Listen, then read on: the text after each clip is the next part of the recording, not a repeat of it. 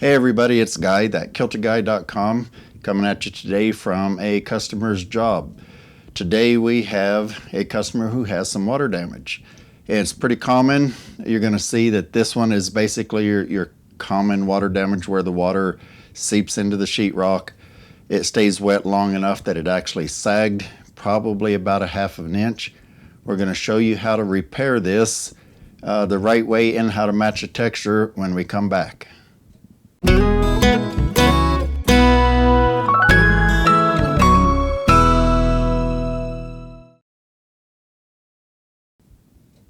Okay everybody, and welcome back. Now we're ready to tackle this water damage in the ceiling. As you can see above me, it's pretty ugly. I'm going to show you how to get started on that, but first thing is let's cover a few bases. If you've got anything in the room like curtains, doors, things you don't want, white drywall markings all over in dust, go ahead and cover it. We've done that. The second step is to let you know that you really should wear safety gear. I'm not going to for part of this video because it's hard to talk through a mask and it's hard for you to see what's going on, but I will probably don some here when I really get going. The third thing is I would recommend, if you're going to paint this and you need a color match, go ahead and get a chunk of the damaged ceiling down right now and try and get a big piece of paint so that you can take that to your paint store for a color match. That's if you need to do that. If you've already got some in your garage, then you're all set. So a big chunk like that, that's perfect. Now we can go get a color match. Okay, now it's kind of hard to show on video the extent of the damage. So I'm going to show you with a straight edge just how much this is drooping down. That gives you an idea right there. It's quite bad.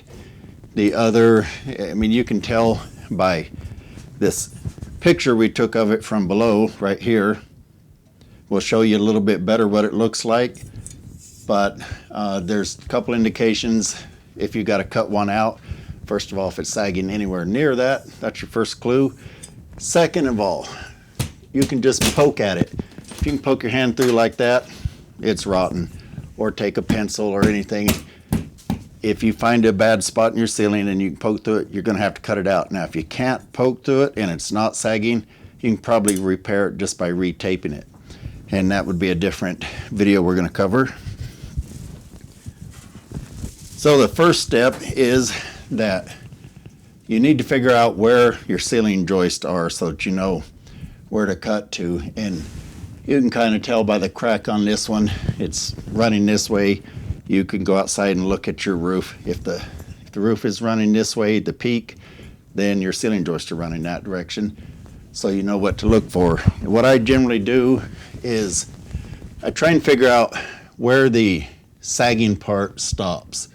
So in other words, where it's still relatively flat. And if you want to, you can take your straight edge and kind of poke around, and it doesn't have to be perfectly flat for this, but we want to get back to where it's reasonably flat.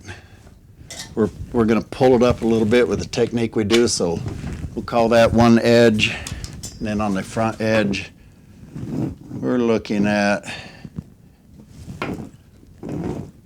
see, it's got a natural bow in between the ceiling joists, so we're not worried about a little bit. We're trying to find where the biggest part ends, and I think we can go ahead and just stop this one right about here somewhere. Now that you've figured out where you want to cut forward and back, we're going to figure out side to side. An easy way to do that is to write roughly about the spot where you're going to cut here. Start your hole, keep your saw straight up and down, and then just saw over to the ceiling joist, and that'll tell you where the edges are. Once we hit that, we know right there's the edge. Now all we have to do is mark 3/4 inch over, and I can guess this, but you might want to measure it. And that's going to put us right about in the center of the ceiling joist because they're 1.5 inches. So now we're going to do all 4 sides, and Most likely this is on 24-inch centers. It looks like it's right about here. You may have to go wider depending on your damage. Then you're probably going to end up having to repair the wall too, which creates a lot more work in the painting, the finishing department.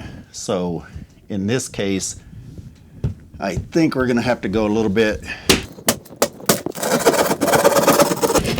Yeah, we're going to have to go past that because it's a little bit rotten here, but it's starting to feel a little more solid right about here. Our ceiling joist is right about here, so in this case, we're going to stop about in the middle, then we'll put some backing in here after we cut this out. So in this case, what we want to do is figure out what that measurement is from there to there and mark it the same from our mark we made here. We'll figure out what that distance is, mark it, we'll go here, find this edge, mark it, we'll chalk a line, and that will give us 2 parallel cuts this way. Now we'll mention too, to be ready for a big mess. Depending on the type of insulation you have, you could have a really huge mess. In this case, it looks like we've got bats, so it won't be as messy, but a lot of times you'll just have this loose rock wool. It actually looks like we may have both.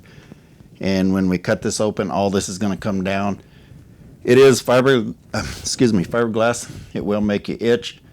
You might want to wrap up a little bit, wear a hat, things like that, and be prepared for the mess. It's going to go everywhere.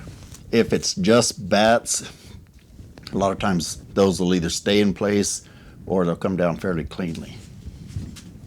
So we need to chalk a line, and one of the easiest ways to do that, if you're by yourself,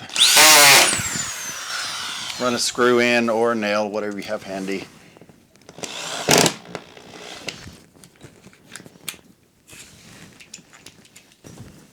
Okay, that gives us our 2 parallel lines. Now what we have to do is create a square line across.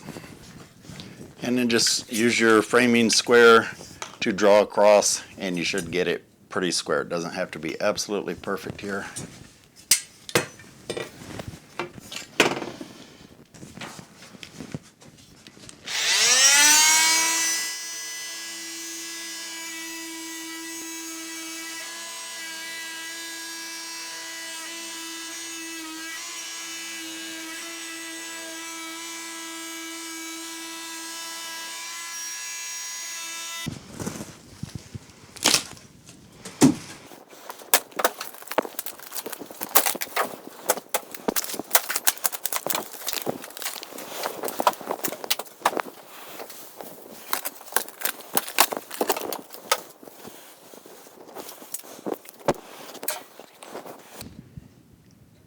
Okay, we finished cutting out the hole. You can see it up above. We made a big mess with the insulation, as you can see in this picture, and we've now cleaned that up a little bit, so we're ready for the next steps. First of all, check your cut and make sure you cut right on the lines. If you didn't, if you leave a little bit of, say, your blue chalk line, you might want to trim that. Doesn't have to be perfect, but it'd be better to be a hair too wide than a little bit too narrow in spots. The next step that you'll want to do is go around and make sure that you pulled all the nails and or screws if you have any, and be sure you don't miss one. They're easy to miss because they tend to be rusty, blend in with the color of the wood. If you leave one behind, you go to put the sheetrock up and it's going to pop and break your sheetrock. So get all those pulled. Then what you want to do is go ahead and put in some screws on the studs, because that'll help you. I find it when you put the new piece up, there's no marking with everything being painted, and that also tightens these up. Make sure they're good and tight to the ceiling. And then what we did here, as we mentioned, since we didn't cut this all the way back to a stud, we went ahead and put a piece of backing in here, and we just cut one a little bit longer than the hole, put some screws in it. Now we got a good solid edge to screw to. Then your final step here, I believe this right now, is going to be insulated. This was the loose rock wool type insulation, the blown in insulation, so it all just fell out. Again, if you have the bats, it may stay. If you have this loose, don't worry, just grab some batt insulation and put in. We've got some nice thick R38 24-inch wide ceiling insulation we're going to replace that with, so that'll take care of that. So we're going to go cut the piece of sheetrock, and next we're going to hang it and go ahead and tape and finish it. Okay, we've moved outside to cut the rock just because it's going to be a mess, a little bit of a mess to cut it in a finished home. And it is winter time here in Colorado, so got my coat on. What we're going to do is show you just a brief way to cut the rock. If you want to learn some more advanced techniques on cutting out boxes, angles on cathedral ceilings, things like that, be sure and look for our advanced drywall cutting video, and you'll learn a lot more about it. Now when you measure 2 or 3 places along each width, because you may have some waviness, and then deduct about 1/8, because it's almost guaranteed that you'll need to do that to make it fit better. So what we're going to do is we're going to cut this way using a T-square, and then I'll show you a quick way to cut across without having to do all the chalk lines and that. Get your T-square on your mark, hold it on the bottom, put your knee in the middle, be careful here. That simple, and you've got your cut that direction. And I've got this one marked out already for the width, so all we've got to do is I hold my knife against my tape measure and run my finger along the top, right where I need that cut to be. You see we went right across it. Bend this back, score it. You only got to score the sheetrock about part way on a full cut like this. Put your hand in the middle, snap it. On this cut, you can actually just slide it off the back like that. Simple as that. Then you might want to have a little tool like this. It'll clean up those burrs along the edges.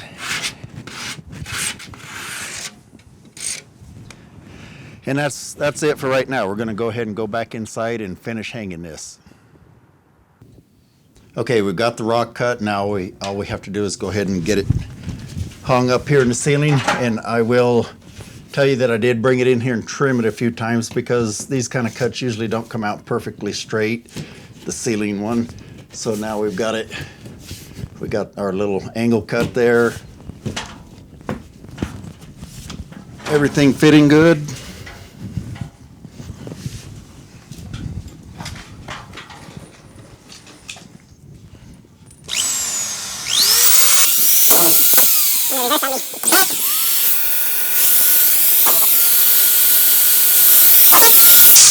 It usually only takes a couple of screws, 2 or 3 screws, to get the sheet to hold itself. At this point you can kind of let go, so we'll finish screwing off.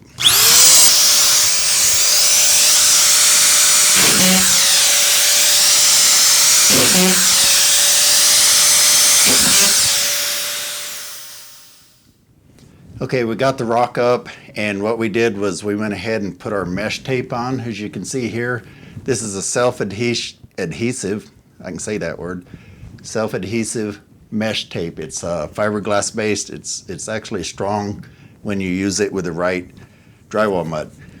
What we're using here is a fast setting joint compound. I'll show you a picture of it here, the bag of it. And this is commonly known as hot mud. This one sets up in 20 minutes. You can get 5-minute, 20-minute, 45, and 90-minute, depending on how long you think it's going to take you. We've mixed up a whole pan. It's probably going to take more than that. Now, for tools, make sure you get a decent pan and invest in a 12-inch knife.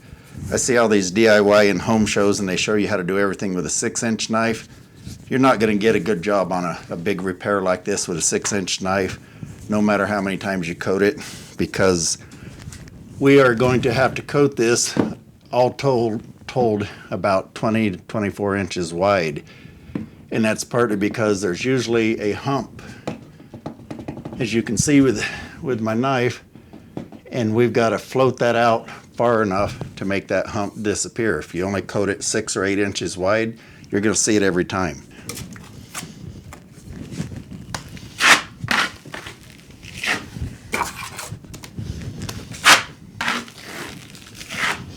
Now we're going to put on 2 or 3 coats, so we're not trying to get it perfect in this first coat.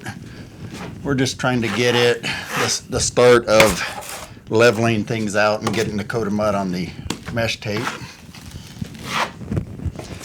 Now if you want to learn more about how to properly use these tools, be sure and look for our video on advanced drywall finishing techniques, where I will explain the whole concept of the different width of knives and what you're trying to accomplish with all these coats.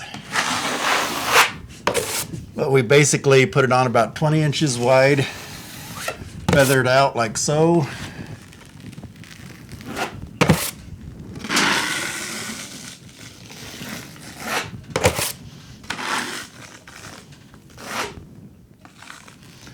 And like I say, we're not really trying to get it perfect. If this feather didn't work out, I can come back and feather it again.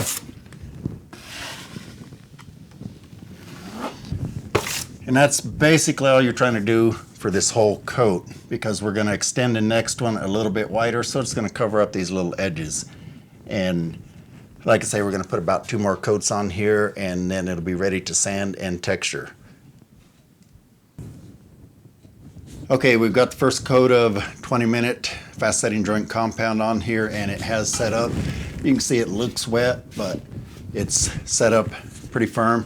Now what I'd recommend doing is try and do all these coats in one day if you can, because if you let this stuff dry, the bag says easy sand on it, but don't believe it. It's not very easy sanding. But if you just let it set up good and firm like this, what I generally do is just where you see all these edges here, is what I will do is just take and scrape, stand your knife straight up and down. It acts like a kind of like a cabinet scraper, and it scrapes that edge off. If you try and do it this way, there's a good chance you're going to gouge it. So you get up here and see it levels it off nicely. You can't sand it because it's still wet. It's just set up. So we just scrape down the really high ridges. And that's really all we're trying to do. We're not trying to get it flat or perfectly smooth here. So let me scrape a few more. Now that we've got it all scraped like that, that also knocks off the burrs and that. It's kind of ready for the next coat. It's usually a good idea to see where you're at. Go ahead and put your knife on here, stand it straight up and down. You can kind of see how much of a hump it still has. See, we've got quite a bit more on that side. So we still need to extend this wider. The more the hump that you have, the wider you have to coat these. We may even end up intersecting all these in the middle by the time we're done. Let's go ahead and put this coat on though.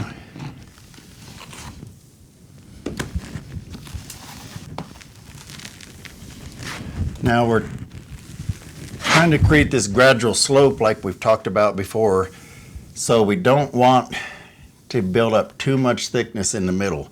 We want to start building it towards the outside edge. So I'm going to extend this one a little bit further this time.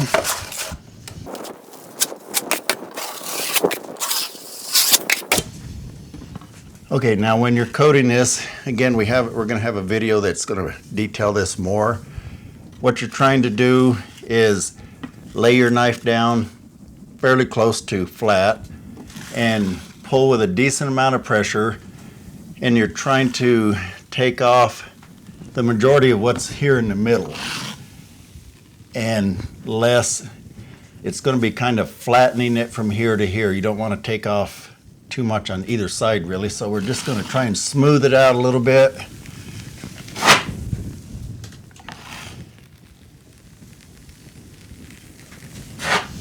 And you see how much better this smooths things out with a wide 12-inch knife versus a 6-inch knife.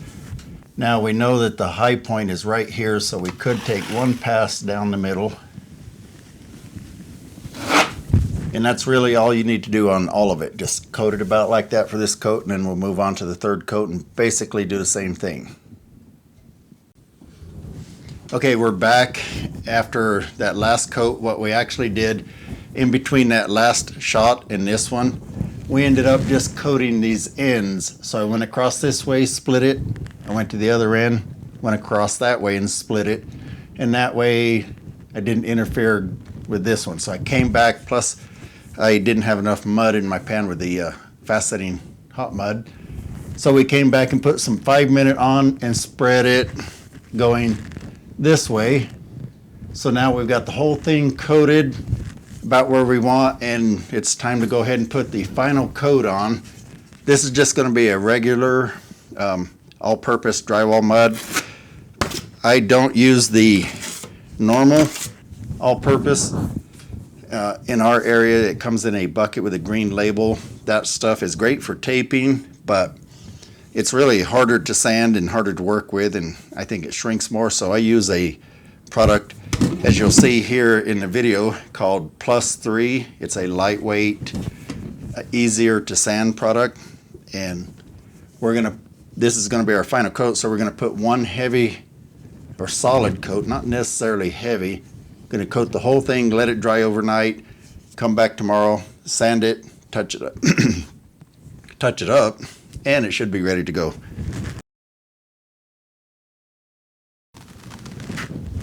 And again, spreading mud with a 12-inch knife takes some time and it takes some practice. But if you learn to use it, you'll get a much better finish out of your repairs and your finish work.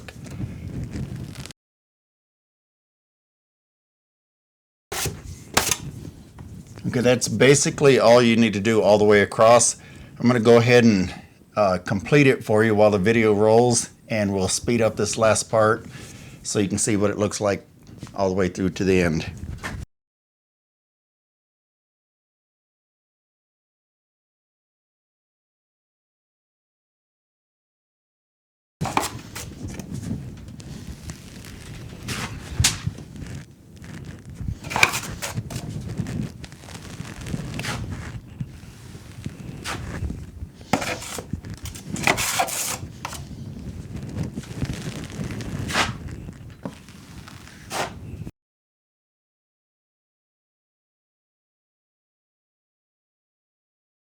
Okay, there you have it. Down here, my eyes are down here. No, just kidding. There you have it, folks. We got it all coated for the day. As you can see, it's a nice solid coat. Tomorrow we're gonna sand that out with a pole sander. We'll actually use a portable drywall sander that makes almost no dust. Wait till you see that thing. So stick with us. Tomorrow we're gonna show you that part, and then we'll texture this. We'll do a little bit of touch up on it, and we'll be done with this thing. Okay, it's day 2. We let this dry overnight, and you can see it went from being a really yellow color, that's the color our mud goes on wet, to a very white. And because the ceiling's white, it's going to be a little hard to see what we're showing here. But as you can see in these photos I'm going to show you, there's basically some ridges you have to sand out, some bubbles. You'll get bubbles in the mud. When we sand that out, we're going to have little holes to fill, and then a scratch. So after we sand all this, you're going to look for those kind of things to fix, and then we have to sand the edges, and we're ready to go. Also, there's a couple different ways to sand this. Yes, there are sanding sponges out there, but for these big areas, the only thing I'd use a sanding sponge for is on the edges, and I'll show you that. If you use a sanding sponge on a bigger area, it's so small and it's so flexible, you're just going to conform to all the ripples in the drywall mud, and it will sand away the lap marks that we created, but you won't flatten it out. And we're trying to create a nice gradient hump here because we did create a hump with our mud, and we can do that better with a sanding pole, or in this case we're going to use this portable power sander, which is attached to our vacuum out here, and this one traps about 98 to 99% of the dust, so I don't get dust all over customers' homes. But you can use a sanding pole like the one in this picture. We've used those many times. It's just they're going to be a lot more dusty, but you need something at least 8 inches long, semi-rigid, and that will allow you to actually sand it flatter and take those ripples out. So at this point, we're ready to go ahead and sand it. It won't take very much with this easy sanding mud. And once we get it sanded, we're going to go around and sand the edges. and then touch it up a little bit, and this thing should be ready to texture. So I'll go ahead and start sanding.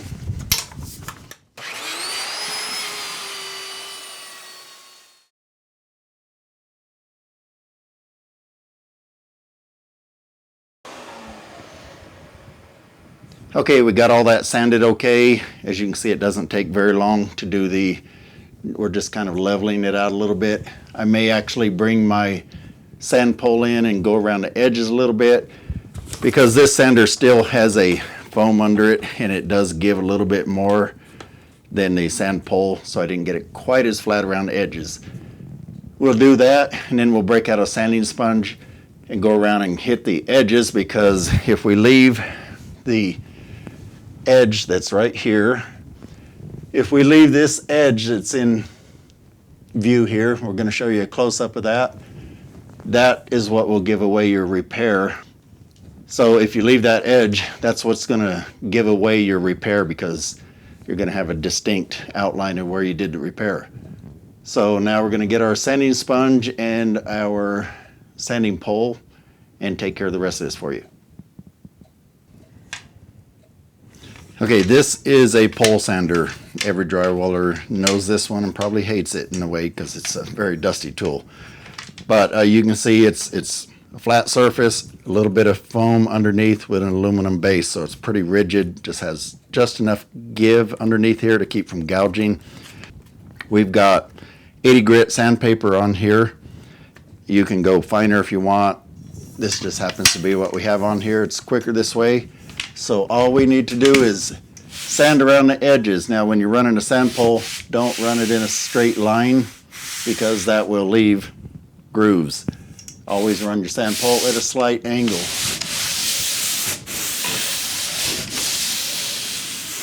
And I would normally recommend wearing a dust mask, but it's too hard for me to talk to you with one on, so we're going to go ahead and do this a little bit.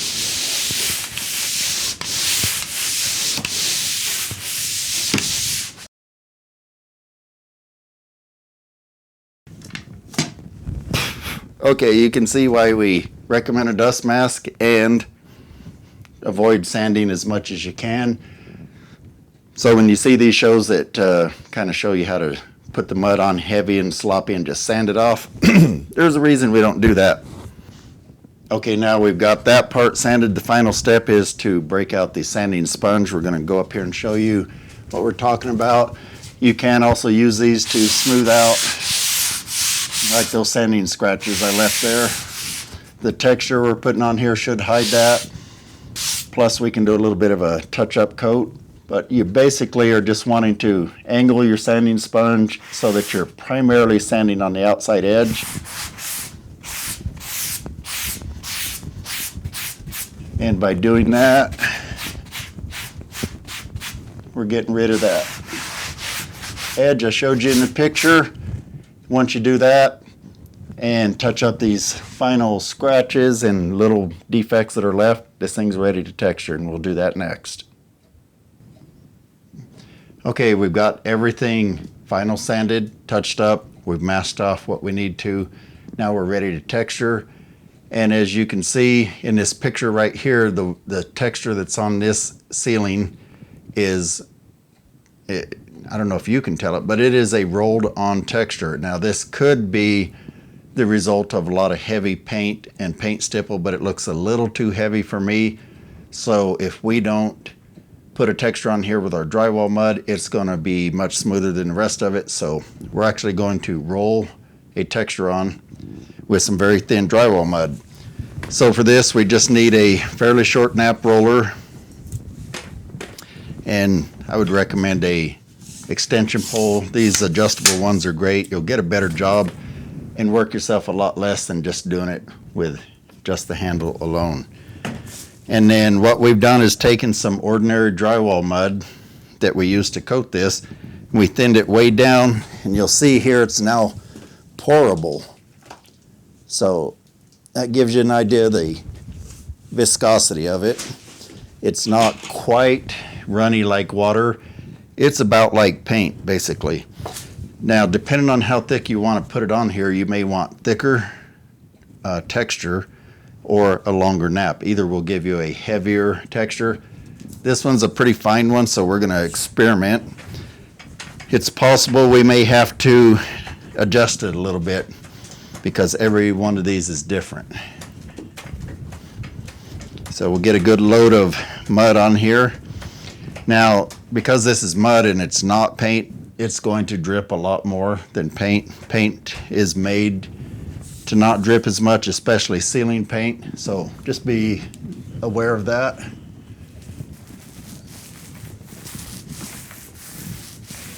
And it's usually not going to go as far, but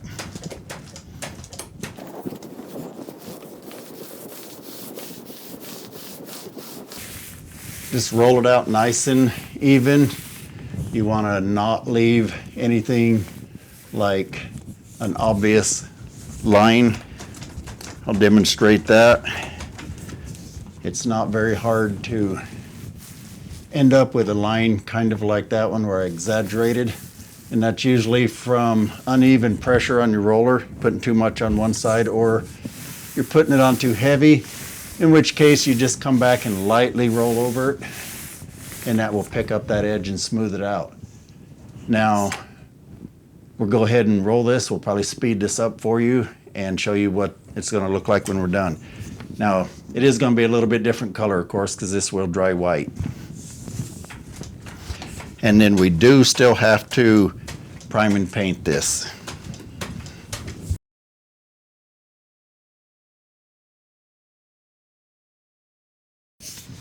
Okay, I believe that does it. That will take care of the texture. It's going to look a little splotchy while it's drying, but if you roll it out and soften the edges when you go out past your repair, you want to generally roll off a little bit so that you don't leave a harsh edge around the edge again. This will be ready for priming and painting, and we will be doing that, so we'll show you the finished product when that's all done. Thanks for watching, and as always, check out our other videos for lots of other great instructional videos, and feel free to give us comments, suggestions on what you want to see, etc. And you see the little red box down there? That's a subscribe button. Would be greatly appreciated if you subscribe, and you'll be notified of upcoming videos. Thanks a lot.